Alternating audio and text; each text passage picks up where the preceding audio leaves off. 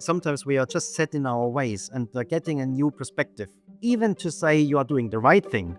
But it helps to reconfirm, let's move on, let's move forward. If you want to make a CRM successful, honestly, 90% is people. I had a couple of teams when they went to the board, they said, we generate traffic and conversions. I realized that none of the presidents in the room was able to understand. But when we turned it around and said, we generate leads and orders, they understood.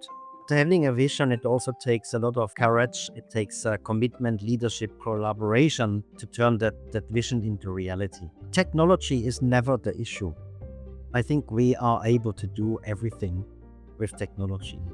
I always go back to when you talk AI, what do we want to achieve? Welcome to the B2B Experience, brought to you by Big Light, one of Europe's leading experience design agencies.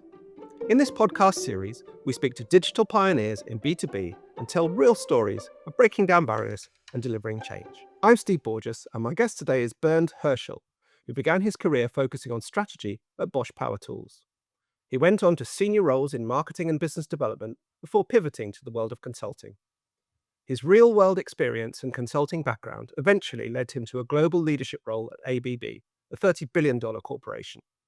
Today, he partners with major manufacturing companies to help them bridge the gap between strategy and execution to deliver profitable growth acceleration. He's a heavy hitter. He's been described as a guru.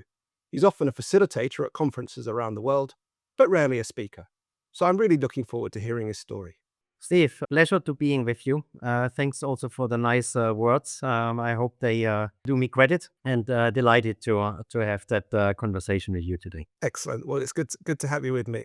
I'd like to begin, if I may, by finding out more about your career journey from Bosch, the early days at Bosch Power Tools, to where you are today. So do you want to take me back to the time the opportunity at Bosch came about and why you chose to pursue it? I grew up in a little place close to Stuttgart. Bosch is one of the major manufacturers in Stuttgart. I started as a young boy in the production halls, and then moved up into marketing organizations during my university times. Made a couple of internships with Bosch, one among in Paris, and then I started my first professional role with Bosch Power Tools in Switzerland. I was lucky in the first stint of my career to work in almost every role in marketing, sales, business development, product management. So always at the intersection of technology and customer. I think what I learned a lot in that time is how important it is to be extremely customer centric. At the same time, translate technology into a language which customers see can perceive a benefit of it. Could you take me back to the moment you realized you were hooked on digital? And what was it that drew you in? Really started during my time with Accenture. Back then, digital was mostly seen as a technology. You know, we talk about configure, price, quote technology or CRM technology, but it was never seen as fully embedded in business. So if you go through a classical purchasing funnel of a company, like we did a great project those days with Karcher, the high pressure cleaning company, where we went through digital customer journeys and we looked at what are all the digital interaction points. It really helped to see what is possible into the B2C world, also in the B2B world. However, I must say that I think that digital commerce in B2B is much more complex than in B2C. You have a heterogeneous customer base, you have specific frame contracts and agreements, you have different application areas. So translating digital into a B2B context, I found always very intriguing. That was actually the time when I was setting up the industrial consumerism benchmarking concept for Accenture, where we were looking into about 60 capabilities, what makes company digital mature or not. And it was quite apparent that everything which was around technology was the focus, but it wasn't the focus. How do we want to give customer experience? How do we embed digital in our marketing and sales processes? What's the impact on a legacy organization? So in that respect, I was always intrigued to go beyond technology. What was the biggest learning for me those days was one of my esteemed colleagues, Uli Wolters from D Group, who said there are always 5 factors: how to generate leads or marketing, what content do you put in digital, what's the offering, what's the pricing, and what's the technology. And it's actually an equation. If one of those factors in that equation is 0, then you will see that the entire outcome is zero. And I give a couple of examples later on why I think this digital success formula is so important. Well, you've spoken, and I know it's part of your core philosophy really is that need to bridge the gap between strategy and execution, the practical realities of getting things done. Can you give me a specific example where a strategy has been delivered, but it hasn't really led to any practical outcomes? Well, I saw that, Steve, firsthand in a tech company, let's say a global producer with complex products. They were launching a digital marketplace, and the ambition was huge. Yeah, so create a one-stop shop experience for customers, get digital interaction and so on. And but what really happened is the product was launched, and the only thing you could buy was consumables, spare parts, some service as a software as a service products. But they were full priced at full list price. So there were no discounts, there was no customization. It was very difficult to get the human application support, which is quite often aligned. So in the end, while everybody was super engaged to get the platform, the reality hit. And even up to customers who then said, hey, look, I buy some of your products with my distributors. And now I should go and buy some of the products online. But that means that my whole discounts and my volume rebates don't work anymore. So in that respect, again, that the technology part of the marketplace was, I think, was excellent. But that company didn't look into omni-channel approach. So how do you actually price products via different purchasing platforms? And where do you want to have your customer, and which customer do you want to have actually on the marketplace, and which of the customers do you want to keep with the distributors? Again, we talk a lot about a legacy, especially when we talk B2B. A lot of the customer relationships were built up 20, 30, 40, 50 years, yeah, from distributor to a customer. And now suddenly, and it makes a lot of sense that B2B companies would like to go closer to the customer. I think that's super important. Yeah. But simply by setting up marketplaces, and again, some work, some do not work, it's not as simple as it always thinks. My conclusion is it has to be thought through pretty well. What you want to sell on the marketplace, what's the offering, also how you work with your legacy organization and your, for example, distribution partners. When you come across a similar scenario now, can you give me a real example of how you've gone about addressing it? A lot of companies from 2010, 2015 onwards have addressed digital in a way. There's no silver bullet how to address it. I always found there are three, four topics which worked well. Yeah. Topic number one, and that's the reason why I set up this industrial consumerism study, is in the end, we had about 300 global players in that study, 60 capabilities, and everybody could measure digital maturity against it. Yes, you can see how mature you are you a leader or a lagger in some area, but it triggered the conversation with management. And I think that was the most important part. The second potential topic to address, to run some second opinion projects, not focusing too much on the tech side, but more on the business side. So how do you integrate it in your current business? How do you embed it in an organization? What does that look like in practical terms? What do you have to do to execute a second opinion project? I give an example, a Nordic industrial company, three consultancies, 5 years defining their digital journey and digital transformation. And I think what helped them to come in a very neutral way, and not from only a pure technology basis, but from this is how business might run in the future. So in that respect, I took the industrial consumerism benchmarking. We went in that second opinion. We checked what's the business case you want to run. How do you embed that solution into technology? Do customers actually really buy on it? What's the investment required? That was not a huge effort. It was a 4 or 5 weeks, very intense project. But again, in that second opinion, because there was also an urgency of the board. We had a lot of interactions with the board members, so there were a lot of discussions, a lot of education, and in the end, there was a very clear understanding. Now I get it, what we want to do, and Now we understand why we have to invest 10, 20 or 30 million in technology, because in the end it helps us to conduct the business how our customers want to conduct this. Quite often, and we know that from a lot of projects, sometimes you get stuck. I think it's very courageous of some of the leaders who said, you know what, let's step back a second, get someone in, get a different opinion, because we are quite, sometimes we are just set in our ways, and getting a new perspective, even to say you are doing the right thing, but it helps to reconfirm, let's move on, let's move forward. Based on your experience of delivering change, how much of the success when things have been successful is down to technology and how much is down to people? And I'd like a percentage from you. When you run digital projects, I think that the most important part is, what do you want to achieve with that digital transformation? So, for example, do you want to take long tail customers and serve them with e-commerce?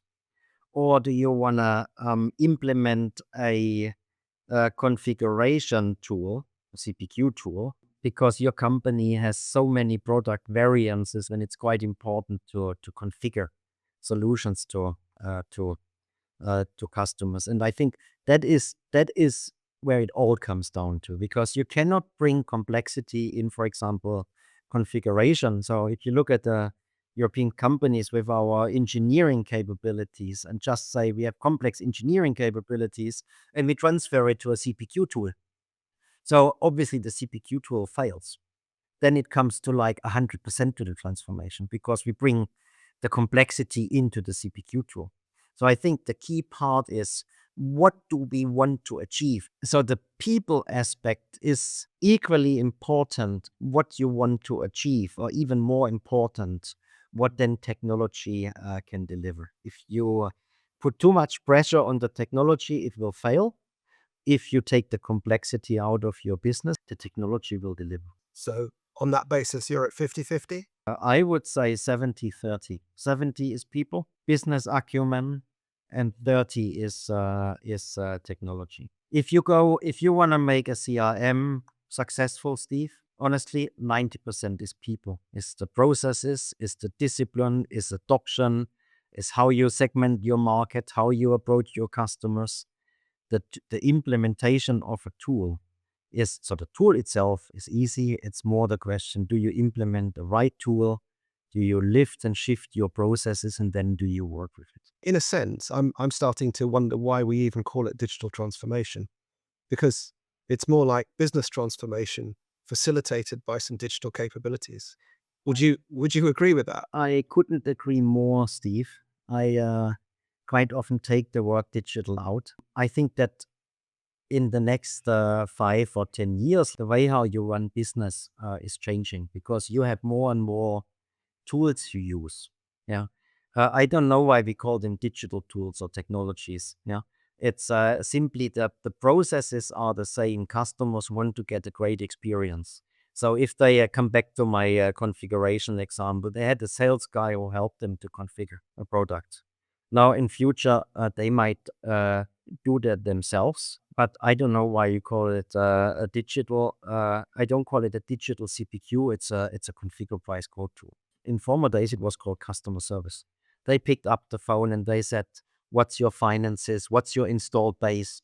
And so in that respect, it's becoming part of the way how we run business. If you wanna, and that's, I think, the challenge for a lot of companies. If you want the budget to do this business slash digital transformation, it doesn't come cheap. So obviously, wherever you touch technology, and you have to integrate it in your back office systems and so on. So you have to somehow make a case for that transformation. Obviously, digital helps a lot, because we want to become digital, or we want to have digital custom experience. That triggers a lot of funding to be released.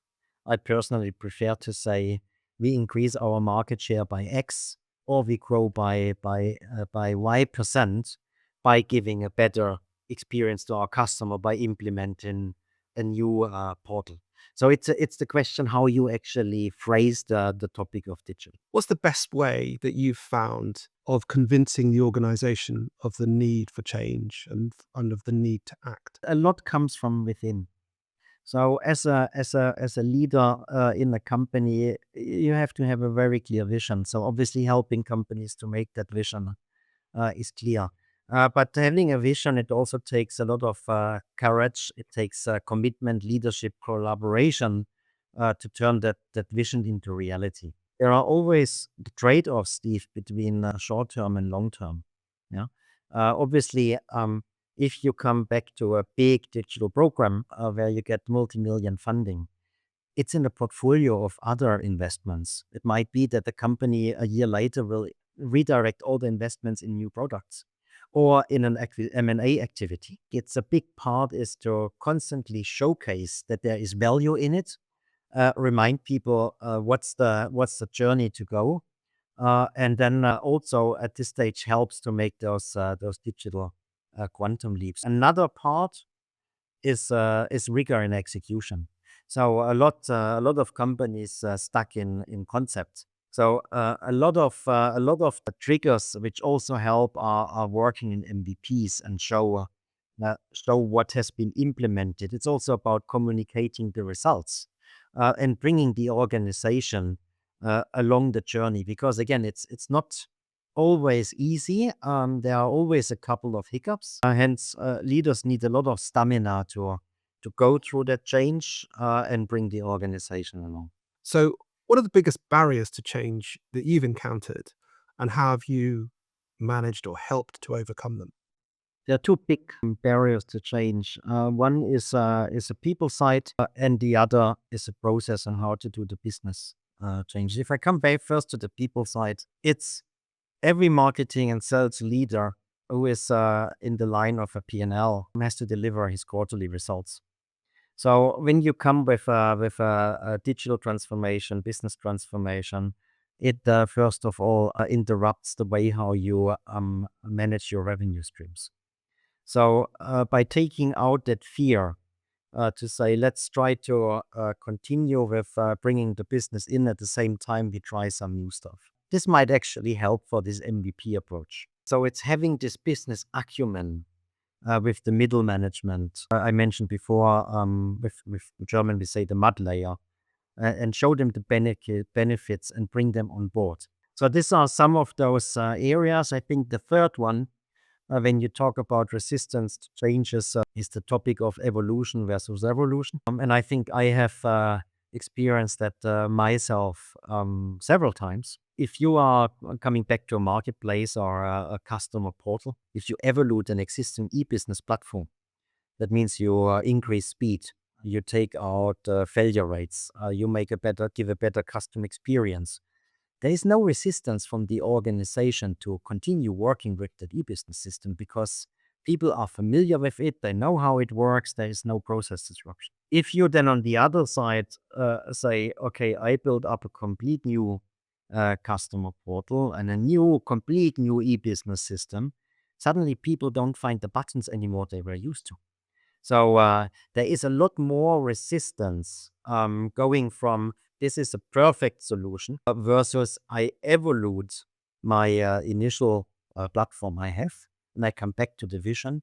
If you have the vision where you want to go, you can also work very well on the evolution. I have learned that to preserve what is already good in a company and build on existing expertise and redirect that expertise towards digital solutions or digital vision is a lot easier than to take someone who has sold always in a certain way to say now you have to sell digitally. Yeah.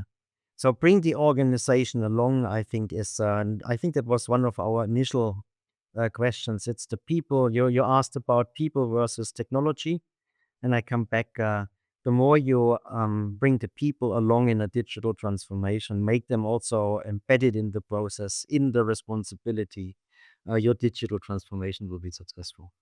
Reflecting on your career of delivering digital transformation and profitable sales growth, what would you say the achievement is that you're most proud of and why? I have had a lot of achievements and a lot of hard learning, Steve.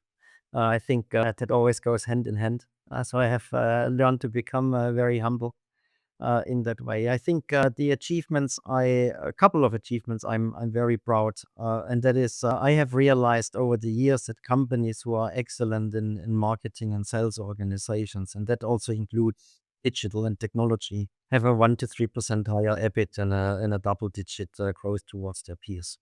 And the projects I have done with companies like that who have I can't even believe myself who have doubled their turnover or tripled their turnover over 3 to 5 years by setting up the right organization, the right technology. And I was able to be part of that. And they called me after that time and said, Bernd, we have achieved this turnover. It was a guy recently who called me. We just made 1 billion now. They came from 500 million.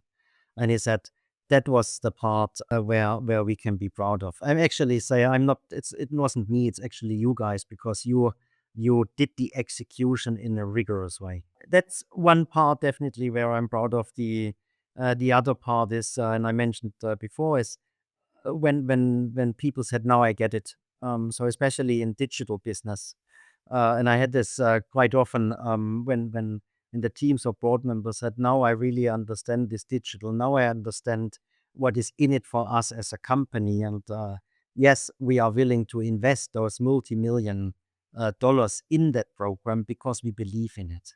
So these are topics which make me proud. So I'm not really proud of concepts. They are one part of the journey, but it's seeing that companies follow through their vision and they execute in a rigorous way. Looking back at your career journey, what's one thing you would do differently or you wish you'd known earlier? And what do you think would have happened if you had? I think I always underestimated the people impact to change. I'm personally coming from a fact base. I like to see the right concept, the right vision. But in the end, it's the organization, it's the people who are willing to change and can make that change. And I think instead of having 100% solution, quite often it's important to just drive it for 50%, 70%, 80%, go in a certain direction and then fine tune that direction. And I think that was one of my biggest lessons I learned. And now coming back from my recent engagement in the construction supplier company, the entire change was people centric, and therefore the results were really good. New organization, new steering concept, capability program. And you can see that all the business is also impacted in a positive way. With that in mind, what would be your top piece of advice for B2B leaders trying to drive digital transformation within their organizations today? I think number one is to be very clear in your vision, what you want to achieve, having a very clear business outcome. So customer experience is not, to me, one of those visions. It's we want to have X% more market share, or we want to have X% more business. That's number one. The trade-off between short-term results delivery versus a long-term plan, how to transform. Short-term wins are fueling the appetite of management to continue with a hard transformation plan. And the third one is communicate to the teams. If there are decisions to be made, make them very fast, make them very transparent. And again, do not overestimate the impact of communicating with your organization. One thing that's come across to me, and you mentioned it several times, is the importance of having a clear vision for what you want to achieve, and making sure that vision is rooted in customer needs and getting to that through a really clear understanding of the customer journey, not just the online journey, but the entire customer journey. And as change is then initiated, even though we might have big 3-5 year strategic visions, ultimately change gets delivered some way or another incrementally. I love the idea of having an incremental execution, but exit steps along the way. I've got one final question for you. It's our closing question, and it's called B2B buzzword bingo. So what's one buzzword that's overused or a trend that's overhyped in B2B digital right now that you wish would go away, and why? Passwords are great to create momentum because you can engage with an organization. On the other side, I think we should treat passwords a bit like hot chili. We should use it sparsely and don't pretend it's magic. So I always go back to when you talk AI, what do we want to achieve in terms of a business? And how can AI help to achieve that? To formulate that question in the right way and keep it fuzzy. How can something like AI help? You know, so is it the buzzword? Yes. I have seen a lot of positive examples of AI helping us. But quite often I have seen AI, yeah, let's do an AI program. And I just said, why do you want to do an AI program? Yeah, because everybody does AI. You know?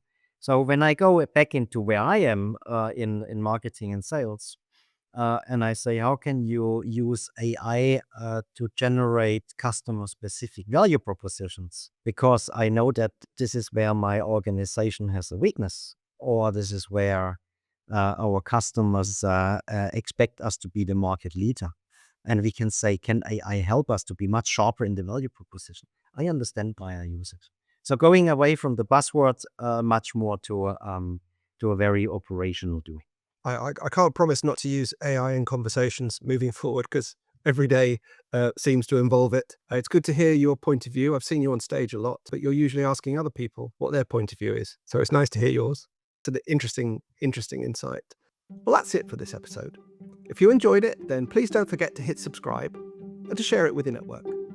And if you'd like to find out more about how Big Light helps its clients discover the needs of their customers and deliver experiences that meet them, then check out our website or follow us on LinkedIn.